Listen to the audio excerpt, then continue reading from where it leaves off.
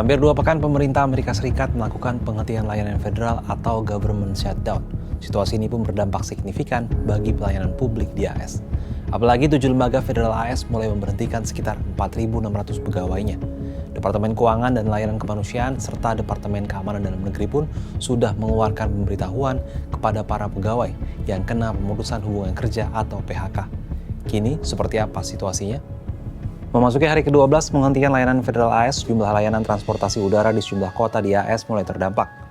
Bandara-bandara di Amerika Serikat seperti Houston, Nashville, Dallas, Chicago O'Hare, dan Newark kekurangan staf karena mandeknya layanan pemerintahan federal Amerika Serikat. Sedikitnya 3.000 penerbangan ditunda. Badan Penerbangan Federal atau FAA AS mengumumkan penundaan penerbangan di sejumlah bandara. FAA diketahui mengurangi jumlah penerbangan tiba per jam di Chicago karena staf kurang.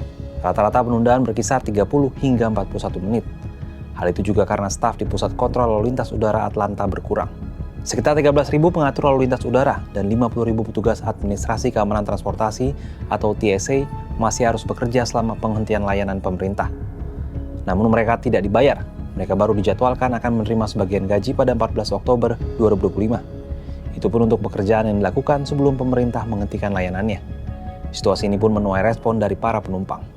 That's not right. They deserve to be paid. They do a great job. They help keep us all safe. And I want to see them paid. I want this impasse over. It's already nerve-wracking to fly because of the near misses and in-flight collision and DCA. So this is just makes flying all the more anxiety-provoking. Menteri Perhubungan AS Sen Davi memastikan wilayah udara AS akan tetap aman meski jumlah staf pengatur lalu lintasnya berkurang.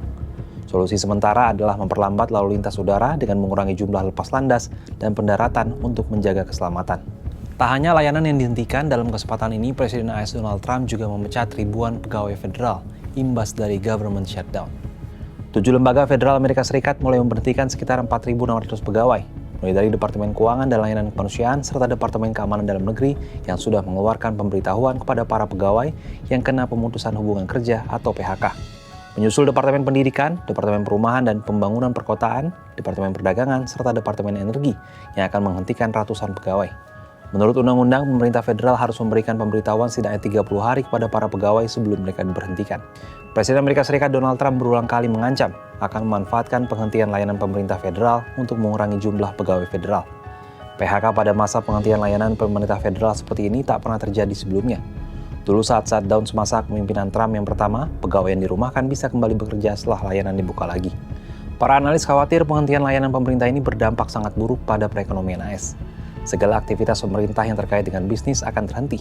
Padahal sektor bisnis butuh pemerintah untuk urusan perizinan lingkungan, persetujuan paten, dan pembayaran kepada kontraktor. Hingga Minggu 12 Oktober belum ada kesepakatan antara Partai Republik dan Partai Demokrat untuk memecah kebuntuan di pemerintahan.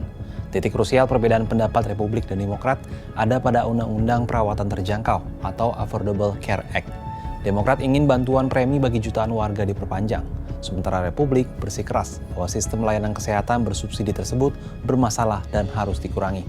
Lantas, langkah konkret apa yang harus dilakukan agar layanan pemerintahan federal bisa kembali berjalan di AS?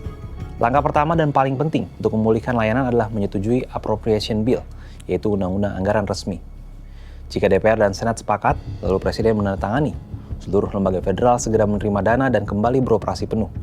Selain itu, Kongres dapat mengesahkan Continuing Resolution atau solusi sementara yang memperpanjang pendanaan dengan anggaran tahun sebelumnya sambil memberi waktu tambahan untuk perundingan. Jika negosiasi tetap buntu, kompromi politik menjadi kunci. Partai yang berseteru bisa merumuskan kesepakatan gabungan seperti mengurangi atau menambah pos belanja tertentu, mengubah prioritas pendanaan, atau menyetujui paket kebijakan tambahan agar kedua pihak dapat menerima hasilnya. Pemerintah juga bisa mempercepat pembentukan panitia bersama atau tim negosiasi lintas partai guna mempercepat tercapainya titik temu. Selain itu, tekanan publik dan ekonomi seringkali mempercepat proses penyelesaian. Tekanan dari masyarakat, pelaku usaha, pasar keuangan, dan mitra internasional dapat mendorong para politisi segera mencapai kesepakatan. Singkatnya, situasi ini hanya bisa berakhir melalui keputusan politik, baik melalui pengesahan anggaran baru, penerbitan resolusi sementara, maupun tercapainya kesepakatan bersama. Semakin cepat langkah-langkah tersebut diambil, semakin cepat pula roda pemerintahan dapat kembali berjalan dan aktivitas masyarakat kembali normal. Kalau menurut Sobat Kompas, berapa lama rakyat Amerika harus menunggu hingga para pemimpinnya mencapai kesepakatan?